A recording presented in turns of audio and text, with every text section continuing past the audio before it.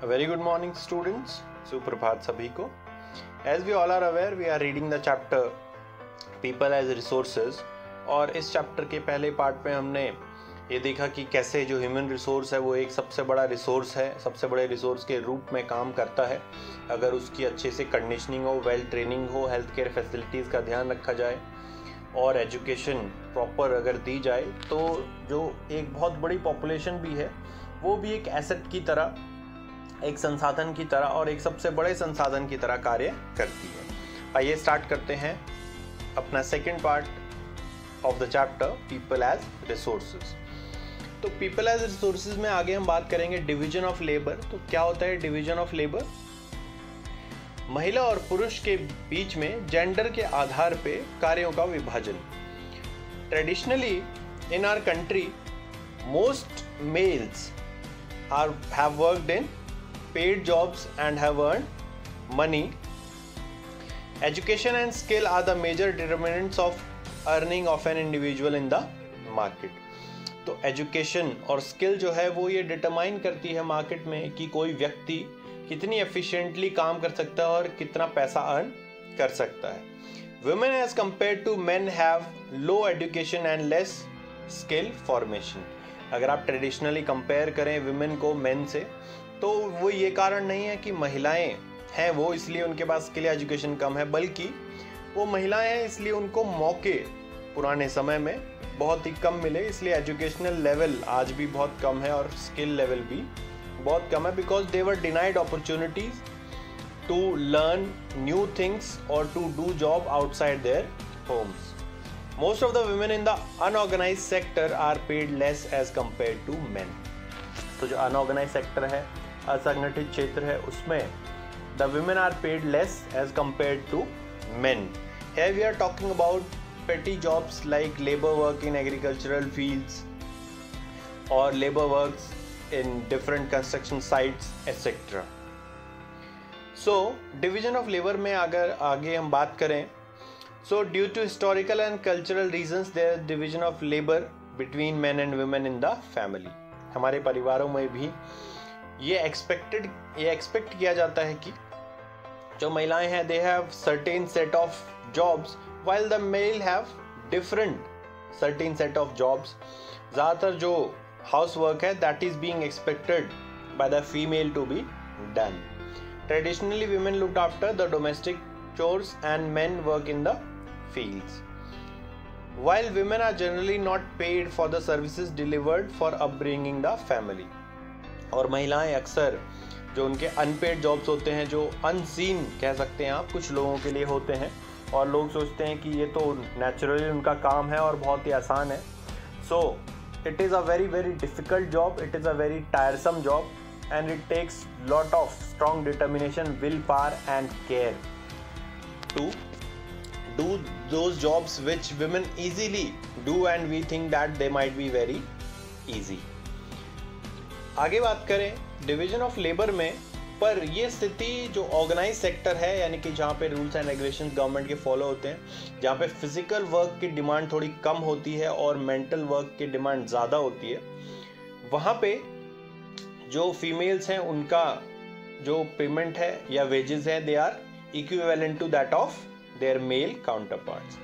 Among the organised sector teaching and medicine attract women the most. हमने traditionally पिछले कुछ सालों में देखा है कि हमारे देश में जो महिलाएं हैं वो मेडिकल फील्ड जैसे नर्सिंग और डॉक्टर्स ऐसे प्रोफेशन उनको अट्रैक्ट करते हैं। इसके अलावा some women are also have a leniency, a tendency towards teaching sector and administrative jobs.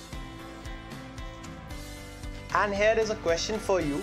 Ask your sister or your classmate what she would like to be.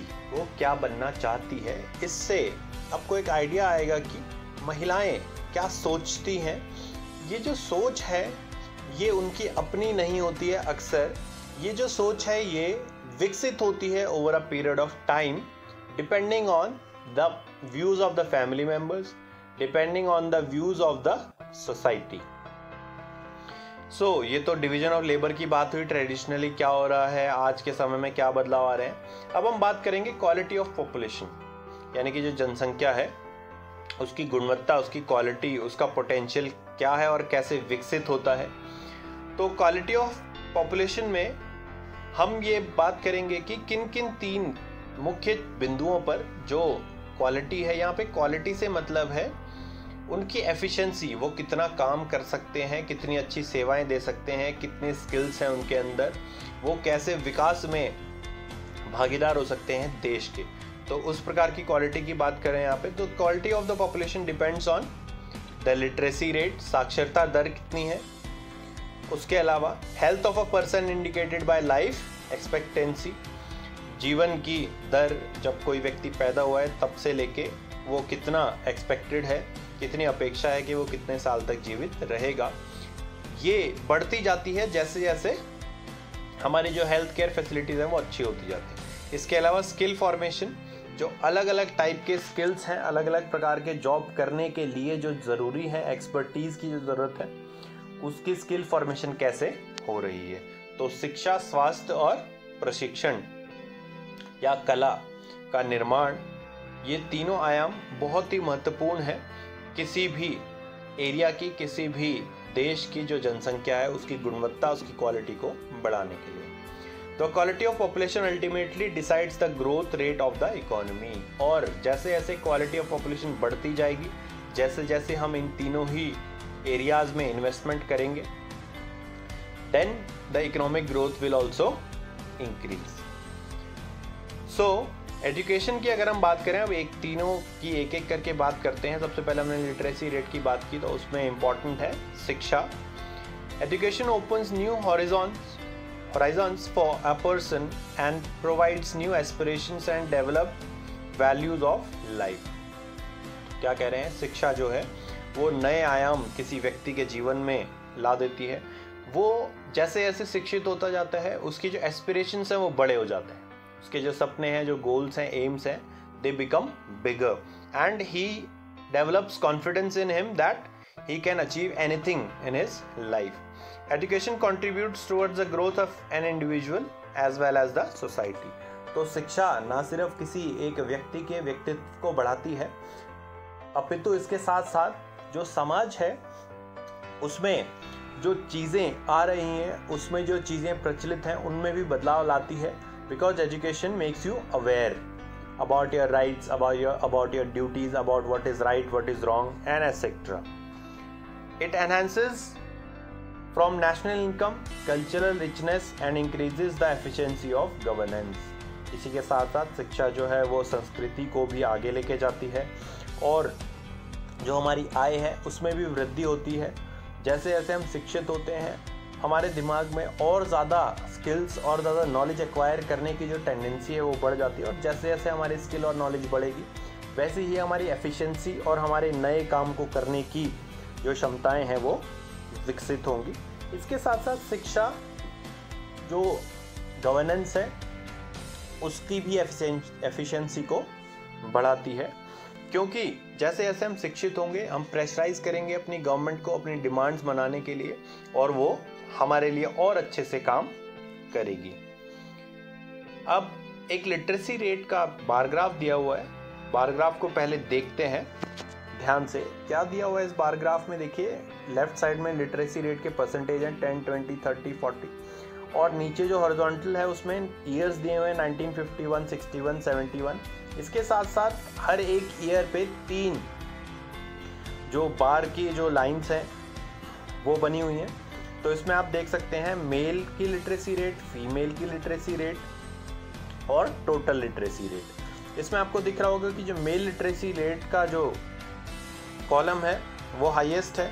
1951 में अगर बात करें तो लगभग 28% के आसपास मेल लिटरेसी रेट और 18% के आसपास टोटल लिटरेसी रेट था। वहीं महिलाओं का लिटरेसी रेट 10% से भी कम था। अब 2011 आते आते वो जो पुरुषों का लिटरेसी रेट है वो लगभग 82 पर पहुंच गया है। टोटल लिटरेसी रेट है वो 75 के आसपास है और जो फीमेल का लिटरेसी रेट है वो अराउंड 65% के आसपास है। So it has increase a lot but still there is a gap of around 16% to 17% when you compare the literacy rate of males to female. तो हमने इस टेबल को स्टडी कर लिया. अब इसके आधार पे कुछ क्वेश्चंस हैं.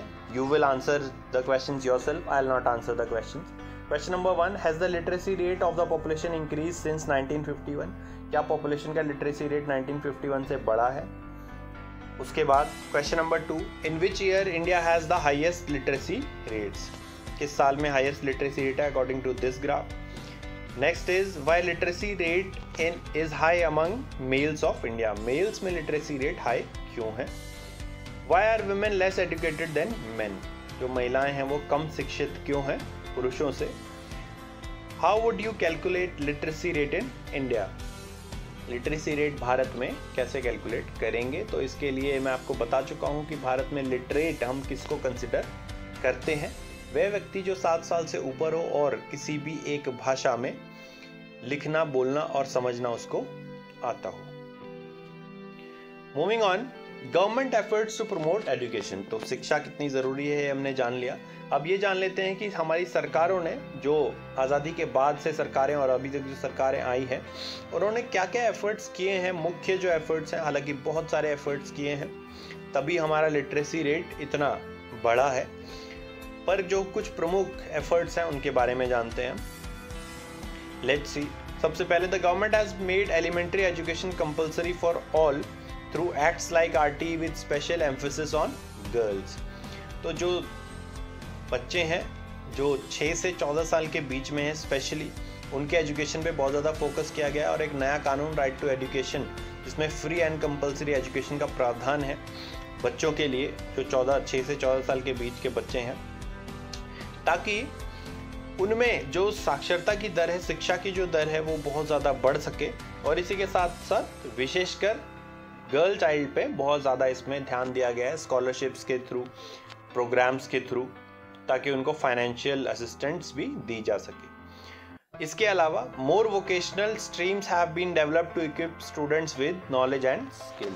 बहुत सारे वोकेशनल कोर्सेज और सब्जेक्ट्स इसमें ऐड किए गए ताकि वो बच्चे जो ज़्यादा आगे या तो किन्हीं कारणों से पढ़ नहीं सकते हैं या पढ़ना नहीं चाहते हैं, उनमें स्किल्स डेवलप हो सकें और वो कोई ना कोई जॉब हासिल कर सकें.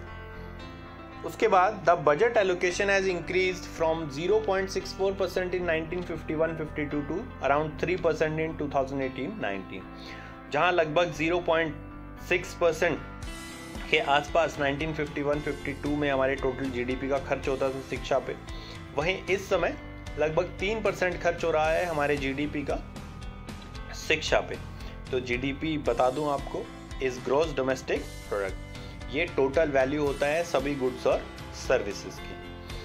आगे बात करते हैं और क्या क्या सरकार ने कदम उठाए हैं ताकि जो स्पेशली जो छोटे बच्चों की शिक्षा है उसको प्रमोट किया जा सके.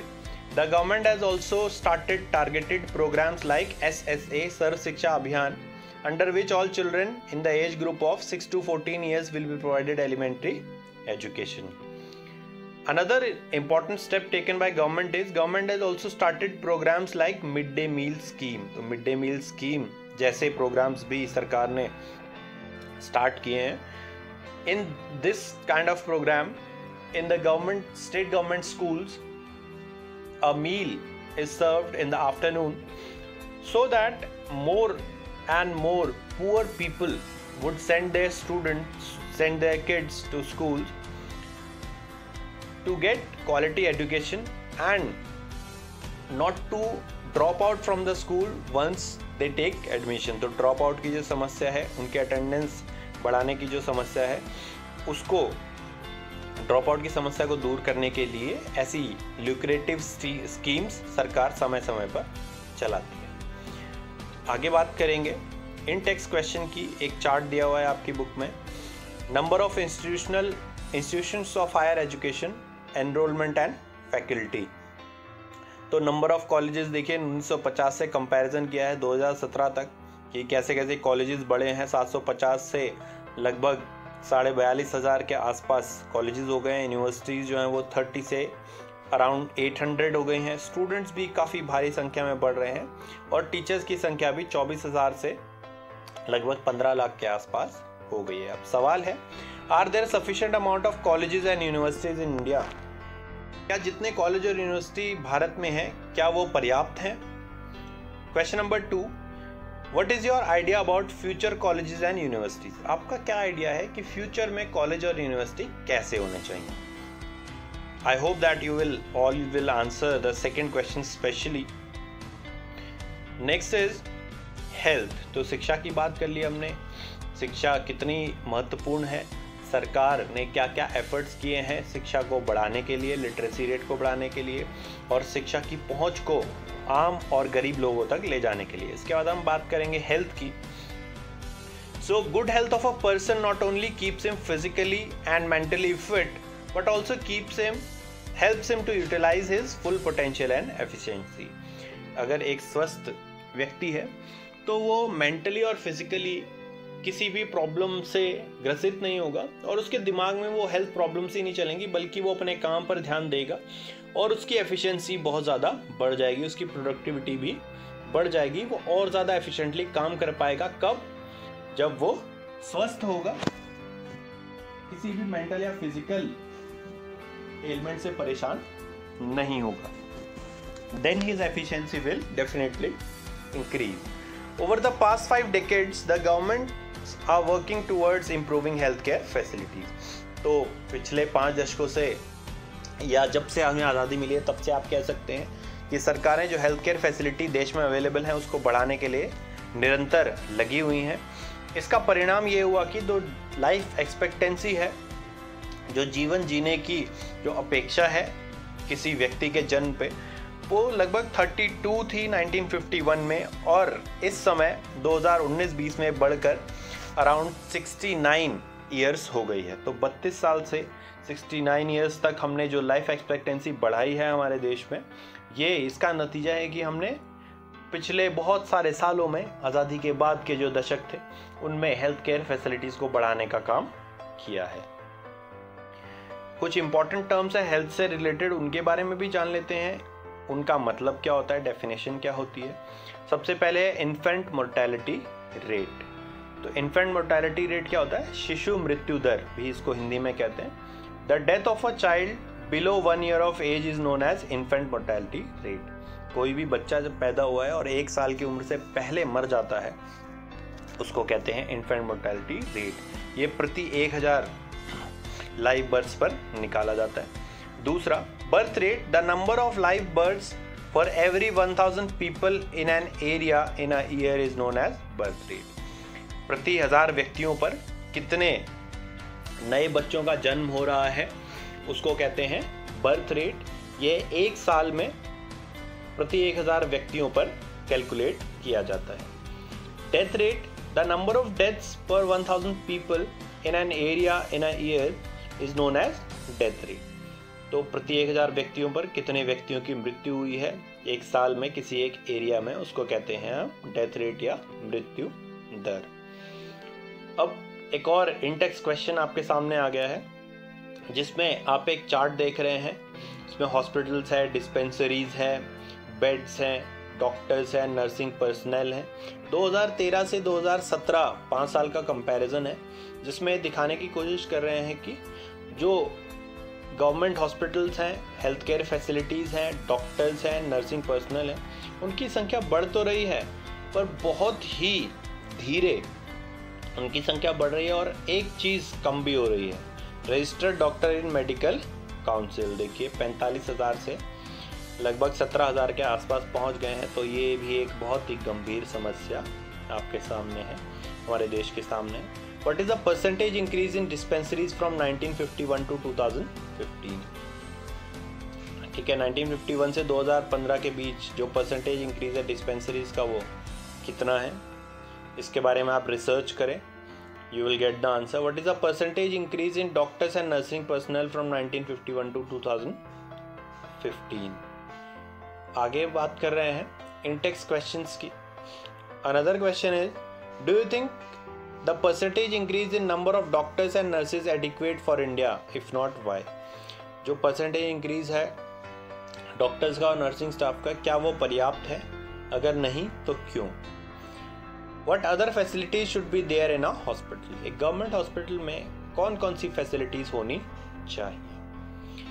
सो आ जाते हैं हम अपने असाइनमेंट के पार्ट पे. We have question number first. What are the steps taken by government to improve educational facilities in India? शिक्षा के जो सुविधाएं हैं, जो स्तर है, उसको बढ़ाने के लिए सरकार ने कौन कौन से मुख्य कदम उठाए हैं? What is the role of education in the development of individual and society as a whole? Question number 3. Give suggestions to improve health care conditions in your area. Question number 4.